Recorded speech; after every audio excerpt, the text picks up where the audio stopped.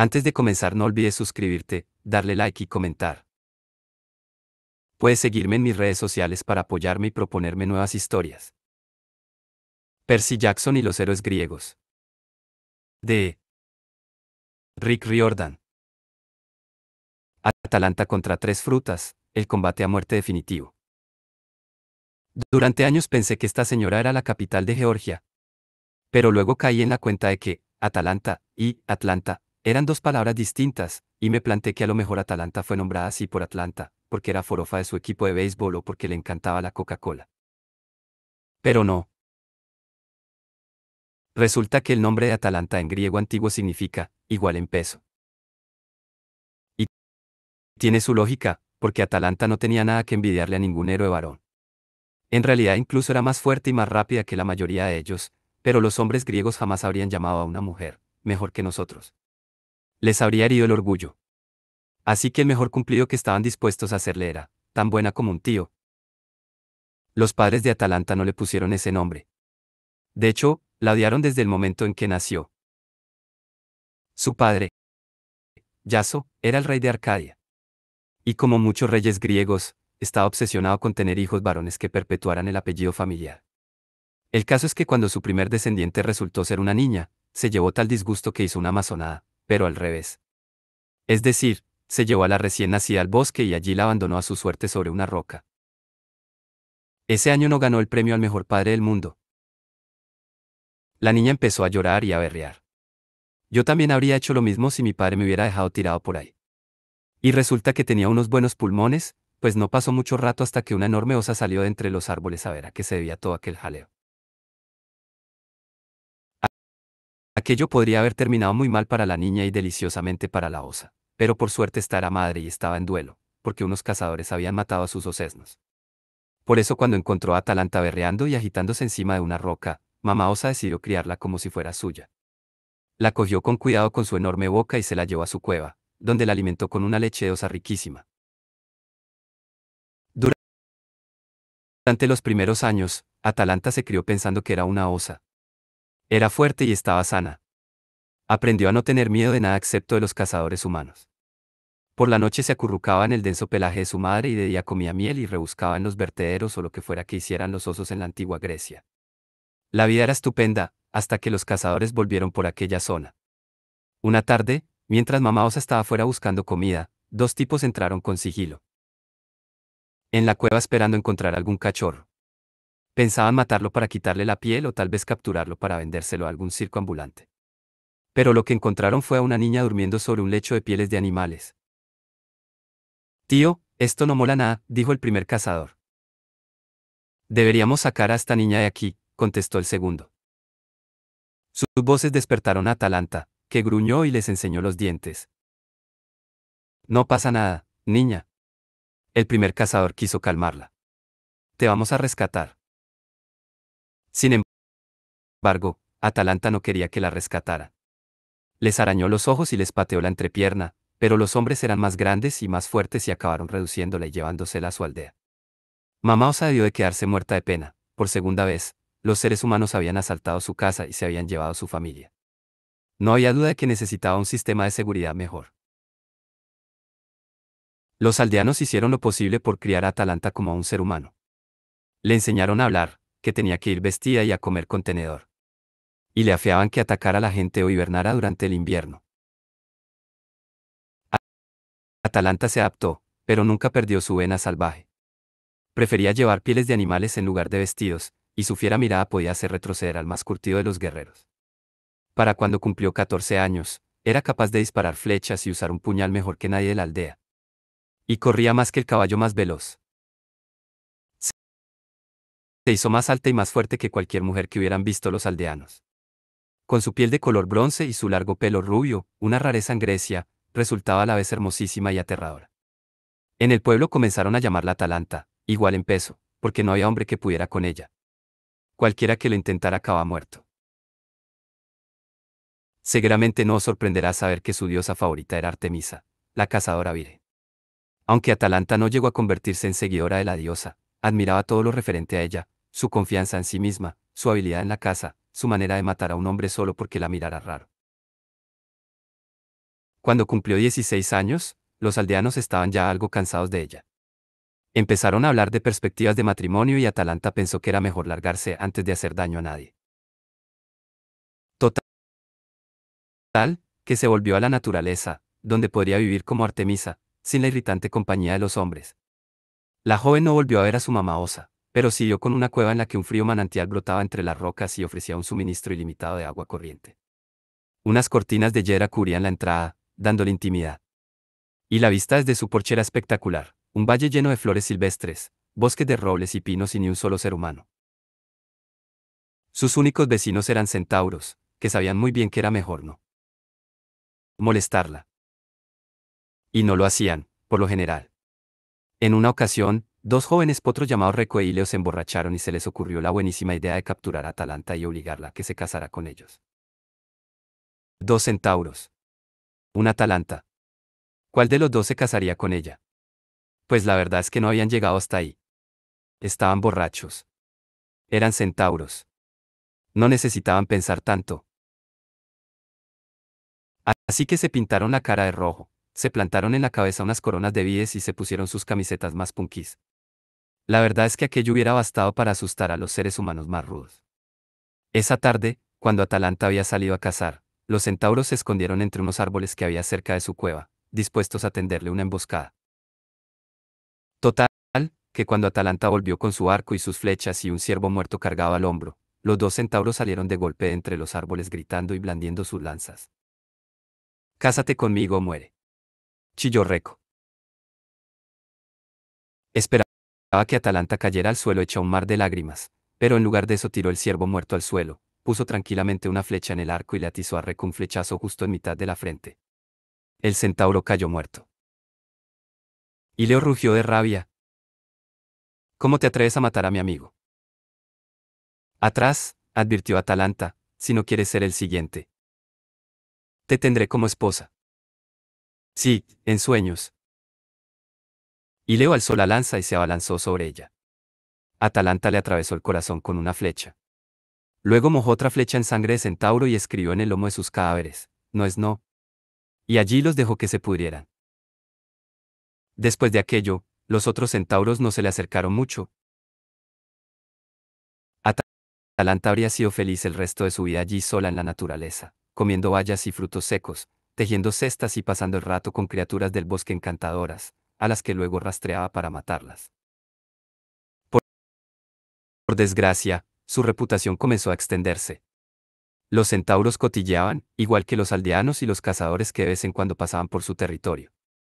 Hablaban de una mujer rubia salvaje que corría más deprisa que el viento y disparaba su arco con una precisión mortal. Algunos se preguntaban si no sería Artemisa en forma humana. Al final, un tipo fue a buscarla, pero no para casarse con ella, sino para pedirle ayuda con un jabalí gigante y feroz. Si leísteis el otro libro que escribí sobre los dioses griegos, a lo mejor os acordáis de un encantador monstruito llamado el jabalí de Calidón, también conocido como el cerdo de la muerte. Artemisa había soltado aquellas 50 toneladas de cerdo mastodóntico y feroz sobre el reino de Calidón porque el rey era un colgado y se había olvidado de hacerle sacrificios. Pues bien, aquí va una parte de la historia que no os conté. El hijo del rey, el príncipe Meleagro, fue uno de los que organizaron las defensas del reino. Decidió celebrar una cacería del cerdo con los mejores guerreros de toda Grecia. Meleagro era un tipo interesante. Cuando nació, las moiras se le aparecieron a su madre y profetizaron que el niño viviría solo mientras un leño concreto que había en la chimenea permaneciera sin quemarse. Si os parece un poco caprichoso, es porque lo es. Las moiras debían de tener sentido del humor.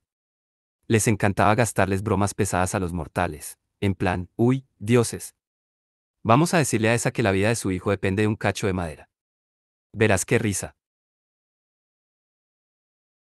En fin, el caso es que la madre de Meleagro sacó el leño de la chimenea y lo puso a salvo en una caja. Gracias a eso, Meleagro creció creyendo que era invencible. Mientras el tronco estuviera a salvo, él estaba a salvo. Cuando llegó el momento de cazar al jabalí de Calidón, Meleagro no tuvo miedo.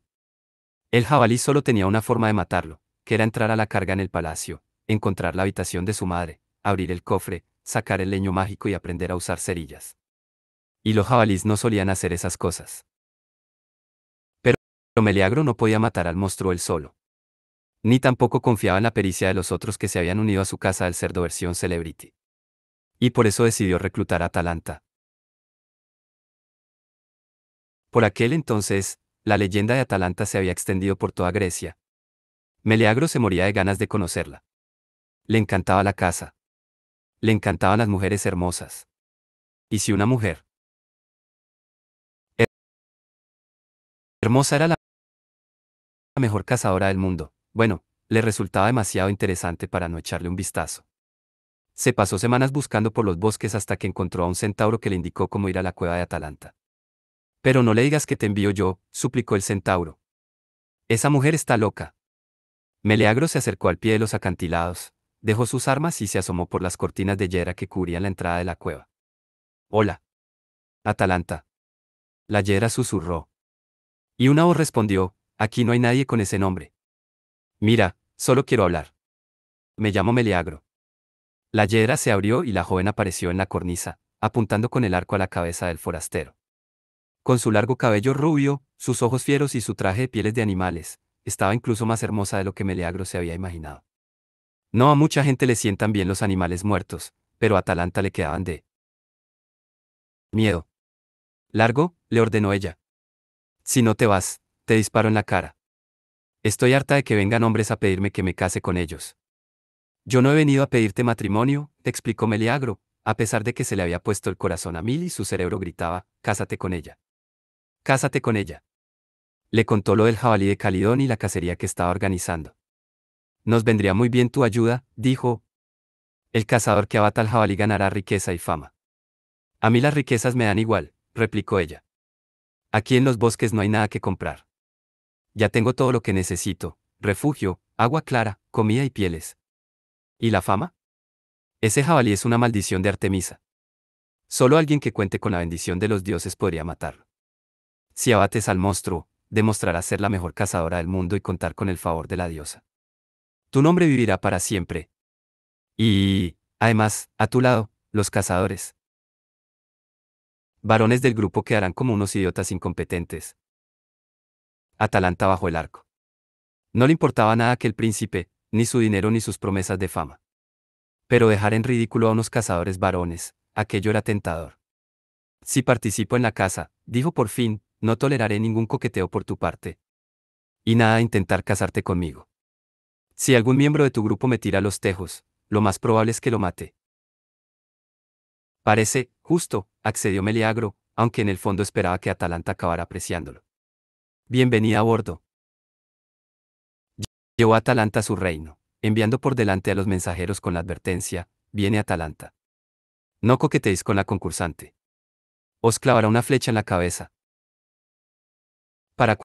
Cuando llegaron al palacio, se habían reunido allí docenas de cazadores famosos. Anseo, Mopso, Cefeo, todos los nombres más importantes y horrorosos del mundillo de la caza. Habían recibido el aviso sobre Atalanta y no estaban precisamente encantados de conocerla. Una mujer hermosa a la que no podían poseer y que además afirmaba ser mejor que ellos en el oficio de su elección. Venga ya. ¿Esperas acaso que vaya de cacería con esta mujer? Preguntó Cefeo. Me siento ofendido. No pienso rebajarme a tal competición. Yo tampoco, exclamó Mopso. Atalanta enseñó los dientes. Pues entonces ya os podéis ir todos a casa. Por lo menos así no tendré que soportar vuestro mal olor. Los hombres echaron mano a sus puñales. Chicos, suplicó Meleagro. Tenemos que trabajar en equipo. Necesitamos las habilidades de Atalanta. Menuda tontería. Saltó Anseo. No necesito la ayuda de ninguna mujer. Yo solo mataré al jabalí con mis propias manos. Vamos a hacer un trato, propuso Meleagro. Cazamos juntos al jabalí. Nada de matarnos entre nosotros, nada de quejarnos de que jueguen las niñas. Todos compartiréis la gloria y el dinero de la recompensa. El primero en herir a la bestia obtendrá un premio especial. El cazador o cazadora se quedará con la piel del monstruo. Eso decidirá quién es el mejor. No sé para qué iba a querer nadie un pellejo apestoso de cerdo gigante, pero a los cazadores se les iluminaron los ojos de la emoción. Todos accedieron a las condiciones de Meleagro. Al día siguiente fueron a buscar al jabalí. Durante el trayecto, los hombres hicieron el vacío a Atalanta, de manera que la joven comía casi siempre con Meleagro. El príncipe intentaba por todos los medios no coquetear con ella. Le preguntó por su infancia, le pidió consejos sobre la mejor manera de rastrear a los animales y tender trampas. Y Atalanta, a su pesar, empezó a caerle bien aquel tipo. Nunca había tratado con nadie que fuera casi, en fin, respetuoso. Podrían haberse hecho amigos, o más que eso. Pero antes de que pudiera surgir nada, Atalanta dio con el rastro del jabalí. Encontró unas huellas del tamaño de ruedas de camión que atravesaban un pantano. Aquella fue su primera pista. Los cazadores se separaron para peinar el área, metidos hasta la cintura en agua lodosa, con las sandalias pegadas al barro del fondo. En la cara les zumbaban nubes de mosquitos, y las hierbas del pantano eran más altas que ellos y les impedían ver nada. Cualquiera pensaría que debe ser fácil oír a un jabalí gigante cuando se lanza al ataque, pero no, el cerdo de la muerte no les dio ningún aviso. Se abalanzó entre las cañas como un tsunami porcino, pisoteó a Cefeo, ensartó a Anseo con los colmillos y apartó de un empujón a Mopso, cuya lanza había rebotado en el pelaje del animal sin hacerle ningún daño. El jabalí disparaba rayos por la boca, lo cual resulta especialmente desagradable para la víctima si está luchando metida hasta la cintura en agua pantanosa. Pronto habían muerto 20 cazadores, fritos, aplastados o desollados. Uno de ellos, Peleo, logró arrojar su jabalina, pero estaba tan aterrado que falló el tiro y mató sin querer a su amigo Euritión. La única persona que no perdió la sangre fría fue Atalanta. Mientras la bestia hacía estragos, ella se mantuvo firme en su sitio, sacó el arco y aguardó a tener un buen tiro. El jabalí se volvió hacia Meleagro, dispuesto a dejarlo frito con un rayo. Y Atalanta disparó. Su flecha se hundió en el lomo del monstruo con tal fuerza que penetró la columna vertebral. Las patas del jabalí se dieron, paralizadas al instante. El cerdo de la muerte bramó de dolor, como haría cualquiera si le atraviesan la columna de un flechazo. El animal se arrastró por el pantano hasta que Meleagro se adelantó y le hundió la espada entre las costillas, perforándole el corazón. Los cazadores que quedaban se recuperaron poco a poco de su espanto. Enterraron a los muertos, se vendaron las heridas y despellejaron al jabalí, lo cual debió de llevarles una eternidad. Para cuando terminaron, todo el mundo estaba acalorado, cansado y de mal humor. Yo debería quedarme con la piel, reclamó Mopso, que había sobrevivido de milagro. Yo he arrojado la primera lanza. Que no le ha hecho nada, le recordó Atalanta. Deberíamos compartir la piel entre todos. Vociferó Peleo. Atalanta resopló con desdén. ¿Quieres una recompensa por haber matado por accidente a tu amigo? Chicos, exclamó Meleagro. Atalanta ha sido la primera en herirlo. Sin ella, yo jamás habría batido al jabalí. La piel le pertenece por derecho. Dos de los parientes de Meleagro dieron un paso adelante, su hermano Toxeo y su tío Plexipo. Podemos tomarnos un momento para admirar lo horrorosos que son esos nombres. Gracias. Te arrepentirás de esto, hermano, advirtió Toxeo. No favorezcas a esta mujer por encima de tu propia familia.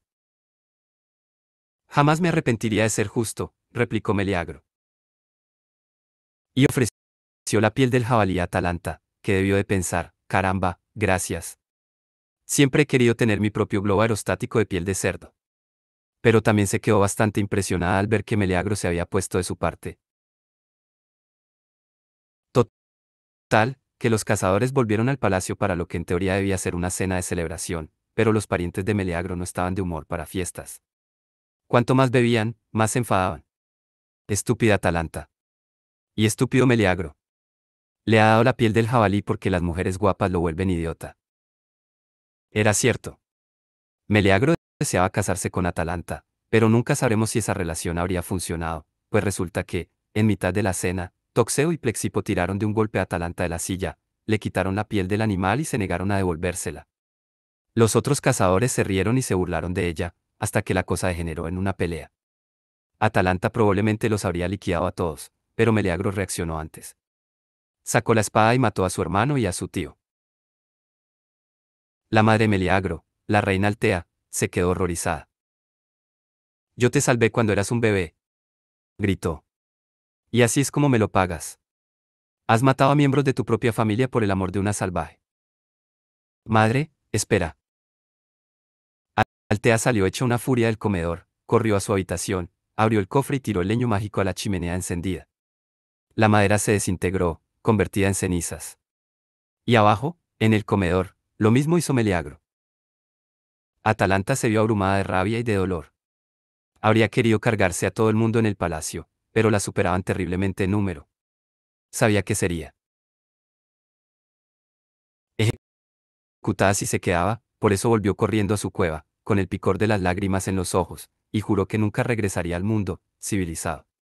Los seres humanos no daban más que problemas. Los osos, los ciervos y las ardillas eran mucho más fáciles de comprender. Por desgracia, el mundo civilizado no había acabado con ella. La cacería del jabalí de Calidón la hizo todavía más famosa. Su reputación se extendió. Y por fin su padre, el rey Yaso de Arcadia, decidió que había llegado la hora de llevar a su hija a casa. Quizá os estáis preguntando cómo supo Yaso que Atalanta era su hija. Vaya, que entonces no había pruebas de paternidad, ni partidas de nacimiento ni nada de nada. Y Yaso no era el único tipo de la antigua Grecia que había abandonado por ahí a su hija pequeña. Podría haber sido la hija de cualquier otro, criada por animales salvajes. Pasaba mucho. Las historias no son muy claras al respecto, pero por lo visto Atalanta y Yaso fueron a ver a unos oráculos más o menos al mismo tiempo y entonces averiguaron la verdad. Atalanta iba de camino a su casa cuando se encontró por casualidad con una profetisa de por allí que ofrecía la habitual lectura del tarot, amuletos de amor a mitad de precio y sabiduría divina de los dioses. Atalanta se había quedado tan turbada con la masacre familiar de la cacería del jabalí que pensó que no le irían mal algunos consejos. Oye, oráculo, dijo, ¿qué va a ser de mí? Podré vivir en los bosques sin que vuelvan a molestarme. Podré salirme con la mía y no casarme nunca. El oráculo habló con voz rasposa, cazadora, tú no necesitas un esposo, y serías más feliz sin casarte, pero el matrimonio es un destino que no puedes evitar. En estos mismos instantes, tu padre, Yaso, está buscándote. No descansará hasta que te desposes con alguien apropiado. Lo mejor que puedes hacer es coger el toro por los cuernos y poner tus propias condiciones para casarte. Me asegurará es un matrimonio feliz. Uy, ¿qué va? El matrimonio será tu perdición. Tras casarte, perderás tu identidad. Eso no puedes evitarlo. Pues qué mal, dijo Atalanta. Odio las profecías. Gracias por tu ofrenda, dijo el oráculo. Que pases un buen día. Mientras tanto, en Arcadia, el rey Yaso también estaba consultando a un oráculo, que confirmó sus sospechas. La gran cazadora Atalanta era, efectivamente, su hija perdida, y pronto volvería a casa para casarse. Estupendo, exclamó el rey. Me encantan las profecías. Ahora es tan famosa. Puedo cederla en matrimonio para conseguir una excelente alianza. ¿Qué tengo que hacer para recuperarla? Nada, respondió el oráculo. Atalanta volverá por su propia voluntad. Así que el rey regresó a su palacio, y unos días más tarde no se sorprendió cuando Atalanta apareció en la puerta. Los guardias la acompañaron adentro y Yaso se quedó impresionado al verla. Era guapísima. A lo mejor un poco grandona y musculosa para ser una princesa, pero su cabello, largo y rubio, era un punto a su favor. Parecía estar sana y preparada para concebir hijos. Sí, era un espécimen estupendo de hembra casamentera. Mi amada hija, exclamó. Atalanta frunció el ceño. ¿A quién abandonaste a su suerte en el bosque? Bueno, está claro que eso fue un error. Pero, en fin, lo pasado, pasado está. Vamos a hablar de tu matrimonio. Atalanta tuvo la tentación de clavarle una flecha en la cabeza. Menudo imbécil. A pesar de todo, reconoció en Yaso una parte de sí misma. El rey tenía su sonrisa fiera, sus ojos implacables. No le importaban los sentimientos, solo le interesaba lo que pudiera ayudarlo a sobrevivir. Y Atalanta eso lo entendía, por más que le doliera. Ahora ya no sabía si había heredado su vena salvaje de mamá osa o de su real padre. No quiero casarme, dijo, pero como el oráculo me ha dicho que no puedo evitarlo, lo haré con mis propias condiciones. El rey frunció el ceño. Es el padre de la novia quien dicta siempre las condiciones. Yo sé que pretendientes pueden proporcionar al reino las alianzas más poderosas y provechosas. Lo haremos a mi manera, insistió Atalanta. ¿O qué? O me la juego y desafío al oráculo. O sea, os mato a ti y a todos tus guardias y me vuelvo al bosque. Hagámoslo a tu manera, decidió el rey. ¿Cómo vamos a proceder? Atalanta sonrió. Tenéis aquí una pista de carreras. Pues claro, cualquier ciudad griega que se precie tiene una pista.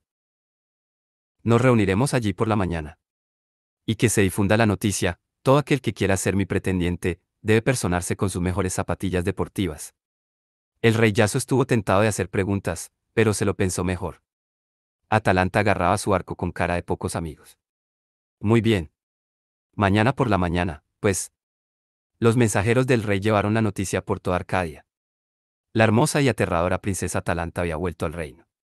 Estaría en la pista de carreras a disposición del primero que llegara. Traed las zapatillas de running. En realidad, casi todos los griegos corrían descalzos en aquel entonces. También corrían desnudos. Pero, si no os importa, me los voy a imaginar con ropa de gimnasio. Y una Reebok. A la mañana siguiente, el estadio estaba abarrotado. Todo el mundo tenía curiosidad por ver la extraña y deportiva manera que tenía Atalanta de elegir marido. 50 o 60 aspirantes a pretendientes se habían reunido en la pista, todos jóvenes de buena familia. Oye, ¿quién no querría casarse con una princesa? Y si para llevarse a la novia debían ganar una carrera, sería la conquista más fácil de todos los tiempos. Atalanta. El rey Yaso y sus guardias entraron en el circuito. La joven llevaba un sencillo quitón ceñido a la cintura por un cinturón de cuero con dos dagas envainadas. Una sola trenza rubia le colgaba a la espalda. Llevaba también una vara larga como el asta de una lanza. La muchedumbre se quedó muda. Habitantes de Arcadia. La voz de Atalanta llenó sin esfuerzo el estadio. Estas son mis condiciones para el matrimonio. La gente se agitó nerviosa. La princesa más bien parecía estar dictando las condiciones de una rendición militar. Se situó en medio de la pista y clavó el asta de la lanza en la superficie de arcilla. Este indicador de 3 codos de longitud será la línea de salida y la de llegada. Igual os estáis preguntando qué es un codo y por qué debería importaros. Medid la distancia que hay desde vuestro codo hasta la punta del dedo medio. Es un codo de longitud. Más o menos. ¿Y por qué os debería importar? Eso ya no lo sé. Yo todavía no tengo del todo claro. El sistema métrico. Los aspirantes murmuraban entre ellos. ¿Cuántas vueltas tenemos que dar a la pista? Preguntó alguien. A Atalanta le brillaron los ojos. Solo una. ¡Qué fácil! Exclamó otro. Así pues, corremos todos a la vez, y el que gane se casa contigo, ¿no? Uy, ¿qué va? Respondió Atalanta. Me temo que no lo habéis entendido. No vais a competir unos contra otros. El hombre que quiera casarse conmigo tiene que competir contra mí. Mano a mano. La muchedumbre soltó una exclamación. Los pretendientes se quedaron con la boca abierta. Todos empezaron a susurrar, competir contra una mujer. ¿Habla en serio? Sí que tiene pinta de ser bastante rápida. Y eso no es todo, prosiguió la princesa. Para poneros las cosas más fáciles, yo comenzaré la carrera 20 pasos por detrás del indicador de salida, para daros ventaja. Eso es absurdo, gritó uno. Ventaja contra una mujer. La mera idea es insultante. Y se marchó furioso, junto con otra docena de aspirantes. El resto se quedó por allí, bien porque eran de mente más abierta o porque estaban más desesperados por tener una esposa rica. Así que competimos contra ti 1 a 1, aventuró otro pretendiente, con una ventaja de 20 pasos. Y el primero que consiga llegar a la línea de meta antes que tú se casa contigo. Correcto. Ahora bien, aún existe un último detalle. Atalanta desenvainó las dagas. Si os alcanzo antes de que lleguéis a la meta, os mataré. ¡Oh! Exclamó la multitud, que se inclinó en sus asientos para ver cómo reaccionaban los aspirantes. La carrera matutina acaba de ponerse muy interesante. El rey Yaso jugueteaba con su corona. No había esperado que fuera una competición a muerte. No había tenido tiempo de organizar una porra de apuestas apropiada. De repente, uno de los aspirantes se quitó las deportivas y las tiró. Esto es absurdo. No vale la pena morir por ninguna mujer. Dijo, y se marchó muy dignamente, junto con la mayoría de los pretendientes que quedaban. Solo unos cuantos, los verdaderamente valientes o estúpidos, siguieron allí de pie. Yo me apunto, anunció uno. Una carrera contra una mujer. Es el desafío más fácil de la historia. Tú ten cuidado de no caerte sobre tus puñales, guapa. No quisiera que mi futura esposa se matara. Cualquier futura esposa tuya estaría tentada de hacerlo, contestó Atalanta. Veamos ahora lo veloz que eres. Entre los vítores de la multitud, Atalanta y Merluzo, perdón, el valiente aspirante, se pusieron en sus marcas. El rey Yaso, que había accedido a ser de árbitro, gritó, preparados, listos, ya. El aspirante salió a toda velocidad. Consiguió recorrer 3 metros antes de que Atalanta lo alcanzara. Las dagas de bronce relumbraron y Merluzo cayó muerto a sus pies. ¿Alguien más?, preguntó la princesa, que ni siquiera jadeaba. Sería de esperar que el resto de los aspirantes abandonaran la pista, ¿verdad? Ya habían visto lo rápido que corría Atalanta. La princesa se había lanzado sobre aquel tipo como una leona a la caza de un ciervo, y en un abrir y cerrar de ojos el tío estaba muerto. Pero hubo otros 3 que se atrevieron a competir con ella. A lo mejor se creían súper rápidos. A lo mejor es que a Atalanta les gustaba muchísimo. O igual es que eran idiotas. El caso es que al cabo de unos minutos 3 cadáveres más decoraban la pista de carreras. El aspirante más veloz había conseguido correr 15 metros. ¿Alguien más?, volvió a preguntar a Atalanta. El estadio se quedó en silencio. Pues nada, dijo ella. El desafío seguirá en pie hasta que alguno consiga vencerme. Estaré aquí la semana que viene a la misma hora, por si a alguien le apetece intentarlo. Se limpió las dagas en la falda de su quitón y se marchó del estadio. El rey fue tras ella, aliviado de que el espectáculo hubiera terminado y de tener tiempo de organizar las apuestas para la carrera de la semana siguiente. Por si Atalanta no era lo bastante famosa antes, después de la carrera mortal su reputación subió por las nubes. Llegaban pretendientes de toda Grecia para probar suerte. Algunos se rajaban al ver correr a Atalanta, otros la desafiaban y morían. Nadie logró recorrer ni la mitad de la pista antes de ser destripado. El rey Yaso estaba mosqueado porque su hija no se casaba. Pero, por otro lado, las carreras eran estupendas para el turismo y él estaba ganando un pastón con sus corredores de apuestas. Unos meses más tarde, por cuestiones de negocios, llegó a la ciudad un tipo llamado Hipómenes. Provenía de una familia rica de una ciudad de la costa. Su padre, Megareo, era hijo de Poseidón, así que está claro que Hipómenes era de un linaje excelente. También había sido entrenado en el oficio de los héroes por el sabio centauro Quirón, que solo daba clases a los mejores.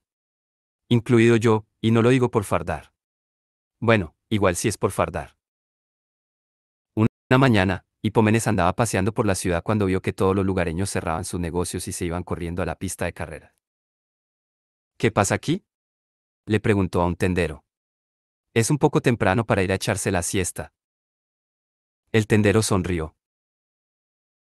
Atalanta tiene una nueva partida de pretendientes a los que asesinar, quiero decir, contra los que competir. Y le habló del popular reality show de la princesa, la soltera, tras quien voy a correr y a destripar esta mañana. Hipómenes no sabía si echarse a reír o vomitar. Eso es horrible, exclamó. Esos hombres deben de ser idiotas. No vale la pena correr ese riesgo por ninguna mujer, por maravillosa que sea. Ya veo que no conoces a Atalanta, dijo el tendero, y se marchó corriendo. A Hipómenes le pudo la curiosidad, así que siguió a la multitud hasta el estadio, donde media docena de aspirantes habían acudido a probar suerte. El nieto de Poseidón no podía creerse que hubiera tantos hombres tan idiotas. Pero entonces vio a Atalanta, que estaba a un lado de la pista haciendo estiramientos. Con su sencillo quitón blanco y su trenza de cabello dorado, era la mujer más hermosa que había visto en su vida. Y, deslumbrado, se abrió paso entre la multitud hasta unirse a los pretendientes. Os pido disculpas, les dijo. Pensaba que arriesgar la vida por una mujer era una ridiculez. Pero ahora que la he visto, lo entiendo perfectamente. Uno de los aspirantes frunció el ceño. Sí, genial, colega. Ahora largo. Esta semana nos toca a nosotros. Atalanta oyó la conversación y con disimulo contempló de reojo a Hipómenes, pelo negro y rizado, ojos verde mar, brazos y piernas fuertes y ágiles. Pero su voz fue lo que de verdad le llamó la atención. Era una voz sonora, agradable y meliflua, esa es mi gran palabra de la semana, gracias a mis clases de selectividad, como la cascada que hay junto a la antigua cueva de Atalanta. La princesa sintió un calor extraño en el pecho, algo que no había experimentado desde que Meleagro se había puesto de su parte durante la cacería del jabalí de Calidón. De todas formas intentó aclararse la mente. Tenía una carrera que ganar y 6 aspirantes a los que matar. El rey Yaso llamó al primero a su marca. Atalanta se colocó en su posición de salida, 20 pasos más atrás. Hipómenes contempló fascinado cómo la princesa cazaba a sus aspirantes a esposo uno detrás de otro. Corría más deprisa que una flecha disparada con un arco escita, traducción, deprisa que lo flipas. Se movía con más elegancia que un leopardo. Y cómo sacaba los puñales y estripaba a esos pretendientes. ¡Caray! ¡Qué mujer! De haber tenido 2 dedos de frente, Hipómenes habría salido corriendo despavorido. Pero no. Se enamoró locamente de ella. Después de la última carrera, mientras el gentío se dispersaba, se acercó a la princesa victoriosa, que estaba limpiando la sangre de los puñales. Oh, hermosa princesa. Comenzó. ¿Puedo tener la osadía de dirigirme a ti? Atalanta no supo muy bien si hablaba con ella. Estaba sudorosa después de 6 carreras, tenía manchas rojas en la cara por el esfuerzo, los pies embarrados de arcilla y se le había deshecho la trenza. Y encima llevaba el quitón manchado con la sangre. Y las lágrimas de sus oponentes muertos. Y aquel tipo consideraba que era hermosa. Puedes tener la osadía, contestó. Estos aspirantes contra los que has competido no eran oponentes dignos, dijo Hipómenes. ¿Qué gloria hay en derrotar a hombres así? Corre contra mí. Yo sí comprendo tu valía. Ah, tú sí, ¿eh? Hipómenes se inclinó ante ella. Mi abuelo es Poseidón, el señor de las olas. Sé reconocer una fuerza de la naturaleza. Los otros solo ven tu belleza o la riqueza de tu padre. Pero yo te miro y veo los vientos de una tormenta. Veo el rugido de la corriente de un gran río. Veo a la mujer más poderosa que los dioses han creado. Tú no necesitas un esposo que pretenda dominarte. Tú necesitas un igual con quien compartir la vida. Déjame demostrarte que ese hombre soy yo. El corazón de Atalanta tropezó entonces con sus costillas. Nunca la habían alabado de una manera que parecía tan sincera. ¿Cómo te llamas? Preguntó. Hipómenes. ¿Y te llaman Hipo? No. Me alegro. Es- Escucha. Hipómenes, te agradezco la intención, pero no vale la pena que te arriesgues por mí. Estoy segura de que un centenar de mujeres de la ciudad accederían de mil amores a casarse contigo. Hazte un favor y elige a cualquiera de ellas. Da media vuelta, márchate y olvídate de que me has visto. Lamentaría tener que matar al único hombre cortés de Grecia. Hipómenes se arrodilló a sus pies. Es demasiado tarde, princesa. Ahora que te he visto, no puedo olvidarte. Le cogió una mano. Solo puedo rezar para que mi amor sea tan poderoso e incontenible como eres tú. ¿Cuándo corremos? Una corriente eléctrica atravesó el cuerpo de Atalanta. ¿Qué estaba sintiendo? Tristeza. Lástima. Nunca se había enamorado y no sabía reconocer la emoción. Quería negarle la carrera, pero su padre andaba por allí cerca, vigilando como un halcón. Y su expresión no dejaba lugar a dudas, tú has establecido las reglas. Ahora tienes que seguirlas. Atalanta suspiró. Pobre Hipómenes. Ojalá pudiera perdonarte la vida, pero si estás decidido a morir, ven aquí la semana que viene a la misma hora, y ya veremos quién es más veloz. Hipómenes le besó la mano salpicada de sangre.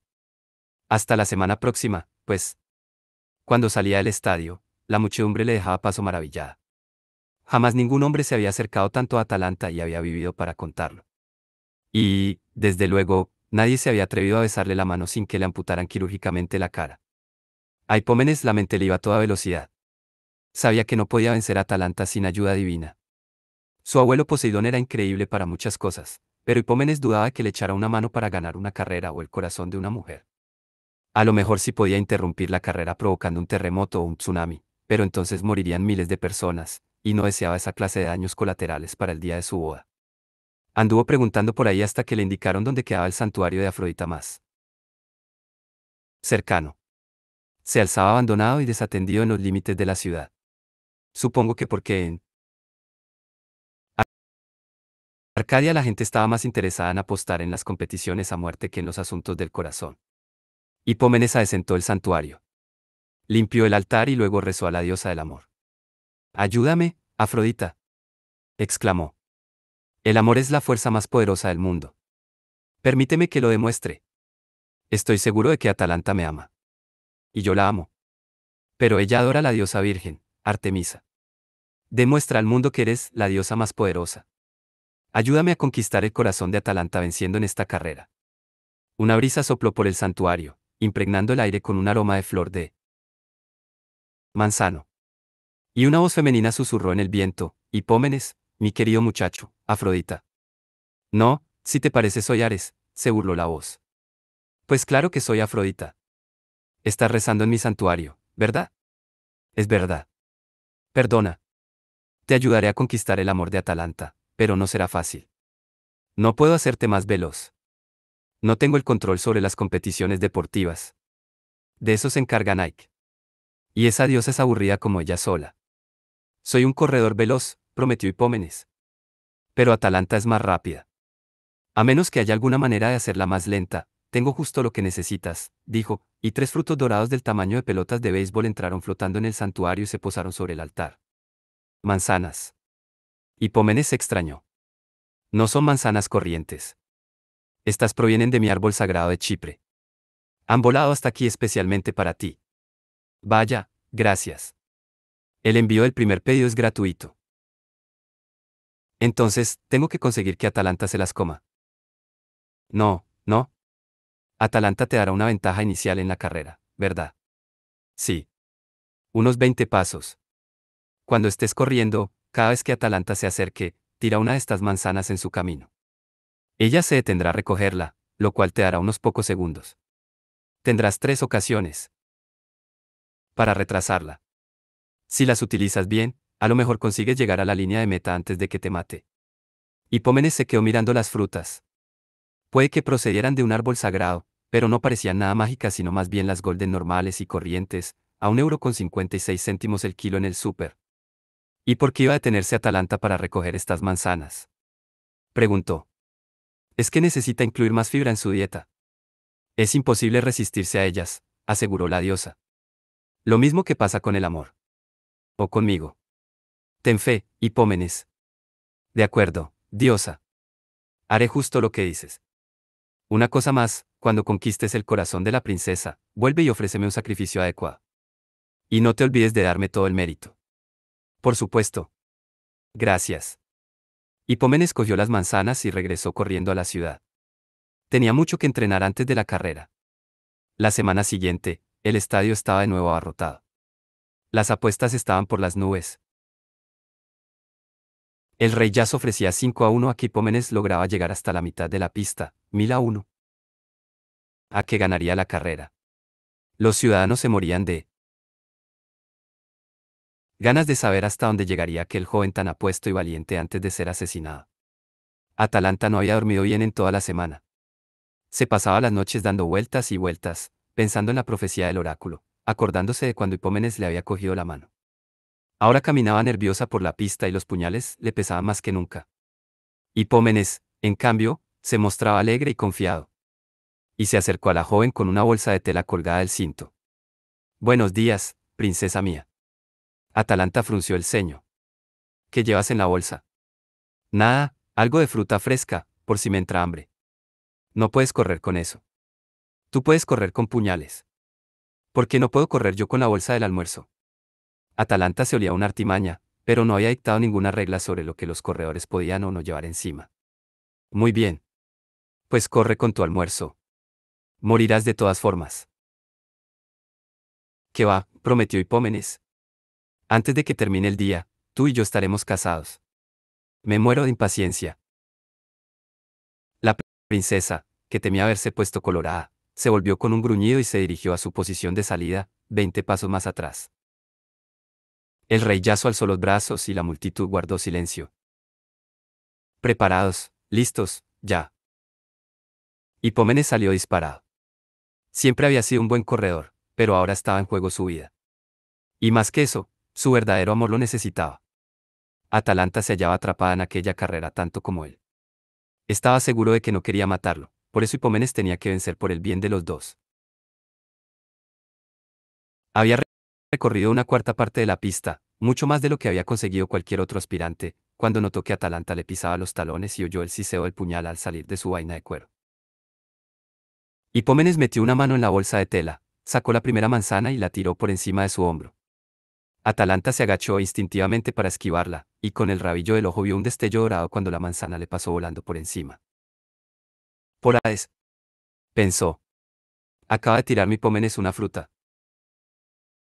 Se quedó tan sorprendida que giró la cabeza. Y en efecto, una manzana dorada rodaba por la pista. Atalanta sabía que debía seguir corriendo, pero sentía como tristeza al ver aquella manzana tirada en el suelo, le parecía una lástima. Así que, entre los rugidos de incredulidad de la multitud, dio media vuelta y cogió la fruta. Hipómenes llevaba recorrido ya un tercio de la pista. Atalanta resopló frustrada. No entendía por qué había ido a por la fruta, pero no pensaba perder la carrera por una estratagema barata. Con la manzana en una mano y el cuchillo en la otra, se lanzó a por Hipómenes a toda máquina. Sus pies pateaban el suelo de arcilla a la velocidad de las palas de un helicóptero. El público había enloquecido. El pretendiente acababa de superar la marca que señalaba la mitad del recorrido. No oía a Atalanta y no se atrevía a mirar atrás, pero a juzgar por los vítores y los cánticos de «mata, mata, mata», supuso que la princesa estaba a punto de apuñalarlo por la espalda. En ese momento tiró la segunda manzana por encima de su cabeza. La princesa se apartó para esquivarla. Pero su dulce olor la alcanzó y la desvió de su trayectoria como si hubiera mordido el anzuelo de una caña de pescar. Cogió la fruta antes de que cayera al suelo. Pero sostener 2 manzanas y un cuchillo mientras corría no era fácil, ni siquiera para la mejor cazadora del mundo. Atalanta perdió un tiempo precioso. ¿Para qué necesito estas manzanas?, se preguntó mientras corría tras Hipómenes. ¡Qué tontería! Debería tirarlas. Pero no podía. El olor y su color dorado le recordaban sus días más felices, cuando comía panales de miel con mamá osa en el bosque, cuando veía florecer los narcisos cerca de su cueva junto a la cascada, cuando perseguía al jabalí de Calidón con Meleagro a su lado. Las manzanas, además, le provocaban el anhelo de algo que jamás había conocido. Viendo cómo Hipómenes corría delante de ella, cayó en una especie de trance admirando su fuerza y su velocidad. No estaría tan mal pasar el resto de su vida con un hombre como él. Basta. Se reprendió a sí misma. Corre. Y corrió como jamás había corrido. Sus pies apenas tocaban el suelo. Casi volaba en pos de su pretendiente, que estaba ya tan solo a 15 metros de la meta, pero aún podía alcanzarlo. Estaba lo bastante cerca como para apuñalarlo cuando Hipómenes arrojó la última manzana. Atalanta se lo había visto venir y puso todo su empeño en no distraerse. Pero cuando la dorada fruta le pasó junto a la oreja, una voz pareció susurrarle. Última oportunidad. Esta manzana es todo lo que estás perdiendo: compañía, alegría, amor verdadero. ¿Cómo puedes pasar de largo y dejarla tirada en el suelo? Total, que Atalanta saltó a un lado y cogió la última pieza de fruta mientras Hipómenes cruzaba la línea de meta. Los espectadores se pusieron en pie dando gritos de alegría, sobre todo los que habían apostado por Hipómenes 1000-1. Atalanta se acercó a él tambaleante, con 3 manzanas y un puñal limpio en las faldas de su quitón. Trampa. Gruñó. Magia. Amor, la corrigió Hipómenes. Y te prometo que mi amor es verdadero. Ni siquiera me gustan las manzanas. Atalanta tiró las frutas doradas al suelo y luego rodeó con los brazos el cuello de Hipómenes. Sus besos sabían todavía mejor que los panales de miel. Esa noche se casaron en el palacio. El rey Yaso no estaba de muy buen humor, dado que las apuestas del día casi lo habían arruinado, pero Atalanta y Hipómenes se mostraban locos de alegría. Pasaron un año de felicidad juntos. Atalanta dio a luz a un hijo, Partenopeo, que más tarde llegó a ser un gran guerrero. Corren rumores de que el padre del chico fue en realidad Meleagro, o puede que incluso Ares, el dios de la guerra, pero ya sabéis que a mí no me gusta cotillear. Atalanta y Hipómenes se merecían ser felices y comer perdices, ¿no os parece? Pues no fue así. Hipómenes estaba enamorado de Atalanta hasta las trancas, tanto que se le olvidó un detallito sin importancia: ofrecer un sacrificio en el santuario de Afrodita. Vale, fue una tontería por su parte, pero venga, hombre. El tío estaba enamoradísimo, se distrajo. Y habría sido de esperar que Afrodita, precisamente ella, lo hubiera entendido mejor que nadie. Pero a los dioses no se los defrauda sin pagar un precio. Una tarde de primavera, volviendo a caballo a la ciudad después de pasar un maravilloso día de caza, Hipómenes y Atalanta se detuvieron en un pequeño santuario de Zeus y decidieron almorzar allí. Acababan de terminarse el bocadillo cuando sus miradas se encontraron. Y de pronto los abrumó el enorme amor que sentían el uno por el otro. Arriba, en el monte Olimpo, Afrodita oraba su magia, inflamaba sus emociones y les arrebataba el sentido común. Bésame, tonto, exclamó Atalanta. Pero esto es un templo de Zeus, protestó sin mucho empeño Hipómenes. Tal vez no deberíamos. ¿Qué más da? Atalanta se arrojó sobre su esposo y ambos empezaron a besarse y a rodar por el suelo justo delante del altar. Una idea no muy acertada. Zeus se asomó desde el monte Olimpo y vio a dos mortales profanar su santuario con sus demostraciones públicas de afecto. Menuda cochinada. Eso no puede hacerse en mi santuario. Solo yo puedo hacer eso en mi santuario. Chasqueó los dedos y al instante los dos amantes cambiaron de forma. Un pelaje dorado cubrió sus cuerpos. Una melena desgreñada rodeó el cuello de Hipómenes. Las uñas se les convirtieron en garras, y los dientes, en colmillos. Atalanta y Hipómenes se internaron en los bosques transformados en una pareja de leones. Según algunas historias, una diosa llamada Cibeles acabó enganchando a aquellos leones para que tirasen de su carro, pero la mayor parte del tiempo Atalanta y Hipómenes se dedicaban a merodear por los bosques, sin que nadie pudiera domarlos ni cazarlos, porque, habiendo sido ellos mismos cazadores, se conocían bien todos los trucos. Algunos de sus hijos siguen por ahí, leones que son más listos que los seres humanos. Pero yo no os recomendaría cazarlos, a menos que queráis acabar como un plato de tartar para semidioses. Y así se cumplió la profecía del oráculo. Atalanta perdió su identidad después de casarse. Pero por lo menos pudo volver a vivir en plena naturaleza y quedarse con su esposo. Podría haber sido peor. Podría haber acabado como el héroe Belerofonte. Ese sí que se pegó un buen trastazo.